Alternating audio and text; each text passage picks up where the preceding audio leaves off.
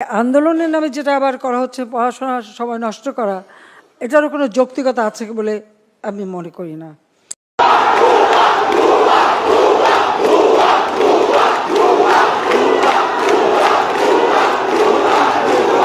ইতিমধ্যে পুলিশের ব্যারিকেড ভেঙে সাধারণ শিক্ষার্থীরা তাদের মিছিলটি নিয়ে সামনের দিকে এগিয়ে যাচ্ছে এবং সামনে পুলিশের আরেকটি ব্যারিকেড রয়েছে, সেখানে চলে আমরা ইতিমধ্যে যে মিছিলটি দেখছি তারা মিছিলটি নিয়ে মূলত তাদের অর্ধেকাংশে মিছিল নিয়ে তারা এখানে এসে অবস্থান করেছিল এবং সেই মিছিলটি ইতিমধ্যেই কিন্তু ব্যারিকেড ভেঙে তারা সামনের দিকে এগিয়ে যাচ্ছে বলে লক্ষ্য করতে পারছি আমরা।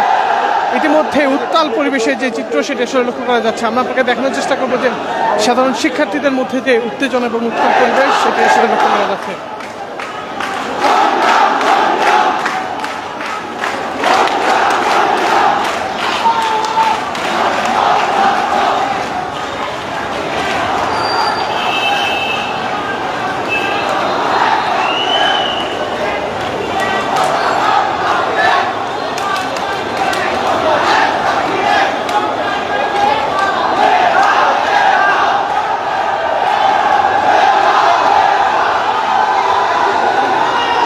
সামনে পুলিশের যে আরেকটি ব্যারিকেড, সেই ব্যারিকেডটিও ভেঙে ফেলেছে সাধারণ শিক্ষার্থীরা এবং যেমনটি দেখছি যে সাধারণ শিক্ষার্থীরা তাদের যে অবস্থান সেটি ছড়িয়ে পড়েছে ইতিমধ্যেই শাহবাগ কেন্দ্র থেকে।